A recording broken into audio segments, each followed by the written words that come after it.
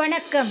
கலாம் ஆண்டு 6 மாதம் 5 நாள் 11 சனிக்கிழமை பிப்ரவரி 21, 2026. இன்றைய நம்பிக்கை செய்திகள். எரசக்கநாயக்கனூருக்கு ஒரு நாள் முன்னதாகவே வந்து சேர்ந்த பொறுப்பாளர்கள். நமது அரசமைப்பு சாசனம் பற்றி 76 ஆண்டுகள் கடந்தும் இந்திய மக்கள் அறிந்திராத நிலையில் நல்லோர் வட்டம் உருவாக்கியுள்ள லட்சிய சமுதாயம் அதை அன்றாட வாழ்க்கையாகவே ஆக்கியுள்ளது. ஆம், சமத்துவமும் சகோதரத்துவமும் நிறைந்த வேறுபாடுகளற்ற சமுதாயமாக ஒன்றுபட்டு வாழ்வதை வாழ்க்கையாகவே பயிற்சி எடுத்து வருபவர்களே நல்லோர் வட்டத்தின் துறை, மாவட்ட, மண்டலக்கள பொறுப்பாளர்கள். இவர்கள் அரசமைப்பு சாசனத்தை வாழ்க்கையாக்கி இந்தியாவை வளமானதாகவும் வலிமை மிக்கதாகவும் உருவாக்க உறுதி பூண்டவர்கள். இவர்கள் நாளை பிப்ரவரி 22 அன்று தேனி மாவட்டம் எரசக்கநாயக்கனூரில் ஒன்று கூட இருப்பதை முன்னிட்டு ஒரு நாள் முன்னதாகவே வந்து சேர்ந்தவர்களில் பெங்களூரிலிருந்து வருகை தந்த நல்லோர் வட்டத்தின் சுற்றுச்சூழல் கள பொறுப்பாளர் சக்கரவர்த்தி அவர்களை தேனியில் உள்ள அமைப்புச்சாரா தொழிலாளர்கள் துறை மாநில பொறுப்பாளர் மார்கோஸ் வரவேற்றார். சென்னையிலிருந்து வருகை தந்த கண் உடல்தானத்துறை மாநில பொறுப்பாளர் ஜெயலட்சுமி, நூலகத்துறை மாநில பொறுப்பாளர் காஞ்சனா ஆகியவரை நூற்றுக்கணக்கான ஆதரவற்ற குழந்தைகளுக்காக உருவாகியுள்ள அன்பு இல்லத்திற்காக தம்மை அர்ப்பணித்துக் கொண்டு வாழ்ந்து வரும் பால்பாண்டி அவர்கள் வரவேற்றார். காஞ்சிபுரத்திலிருந்து வருகை தந்த இந்திய வரலாறு துறை மாநில பொறுப்பாளர் கீதா அவர்களை மதுரையில் மதுரை மாவட்ட பொறுப்பாளர் சங்கர் அவர்கள் வரவேற்றார். உடன் சங்கர் அவரது நண்பரும் தொல்லியல் துறை ஆய்வாளருமான வினோத், கீதா அவர்களது மகள் கீர்த்திகா. மேலும் தொடர்ந்து தமிழகம் நடுவிலும் இருந்து வருபவர்களை வரவேற்க ஒவ்வொருவருடனும் தொடர்பில் உள்ளதாக இந்த நிகழ்வின் பொறுப்பாளர் மீனாம்பிகை தெரிவித்தார்.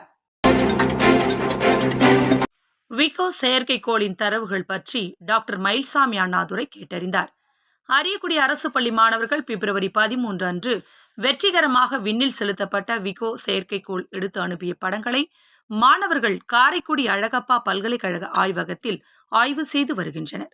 அந்த ஆய்வு பற்றிய தகவல்களை கேட்டறிந்ததோடு டாக்டர் மயில்சாமி அண்ணாதுரை அவர்கள் மாணவர்களுக்கு ஆலோசனையும் வழங்கி வருவதாக அக்குழுவின் பொறுப்பாளரும் நல்லோர் வட்ட சாதனை மாணவர்கள் துறை மாநில பொறுப்பாளர் செல்வன் விஷ்ணு தெரிவித்தார்.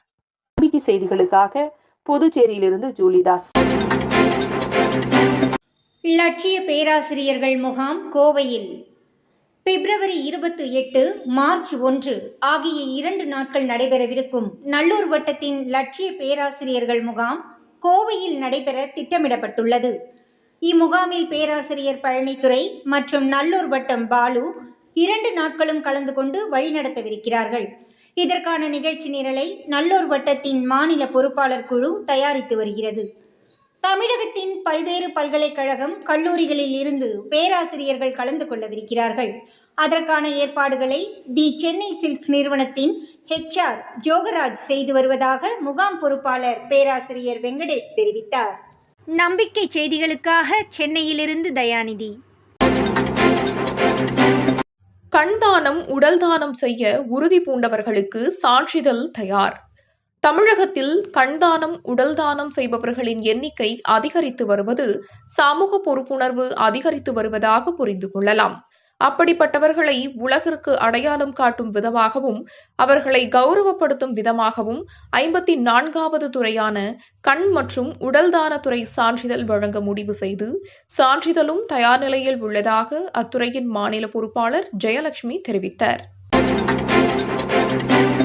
அமைப்பு சாரா தொழிலாளர்கள் துறையை வலுப்படுத்த வேண்டியுள்ளது. மாநில பொறுப்பாளர் மார்கோஸ். லட்சிய சமுதாய கட்டமைப்பின் 100 துறைகளில் 76வது துறையான அமைப்பு சாரா தொழிலாளர்கள் துறைக்கு பொறுப்பேற்றுள்ள மார்கோஸ் அவர்கள் 40 மாவட்டங்களிலும் அமைப்பு சாரா தொழிலாளர்களை கண்டறிந்து அவர்களை ஒருங்கிணைத்து அத்துறையை வலிமையானதாக ஆக்கும்போது அதில் உள்ளவர்கள் இயல்பாகவே மேன்மையடைவார்கள். அப்படிப்பட்ட தொழிலாளர்களை இணைக்க 7358834741 என்ற தமது எண்ணிற்கு தொடர்பு கொள்ளுமாறு மார்கோஸ் கேட்டுக்கொள்கிறார். செய்திகளுக்காக சேலத்திலிருந்து சி. ஹரிஸ்வேதா. பிப்ரவரி 22 எரசை கிராம வளர்ச்சி திருவிழாவில் கலந்து கொள்ள தேனி திரவியம் கல்லூரி நிர்வாகிகள் மற்றும் மாணவிகளுக்கு அழைப்பு. பிப்ரவரி 22 கிராம வளர்ச்சி திருவிழாவின் பொறுப்பாளர் மீனாம்பிகை மற்றும் மாவட்ட கிராம கள பொறுப்பாளர் மாரீஸ்வரி ஆகியோர் திரவியம் கல்லூரிக்கு சென்று கல்லூரி நிர்வாகிகள் மற்றும் மாணவிகளுக்கு அழைப்பு விடுத்துள்ளதாக மாரீஸ்வரி தெரிவித்தார். நம்பிக்கை செய்திகளுக்காக புதுச்சேரியிலிருந்து ஜூலிதாஸ். இத்துடன் இன்றைய நம்பிக்கை செய்திகள் நிறைவடைந்தன.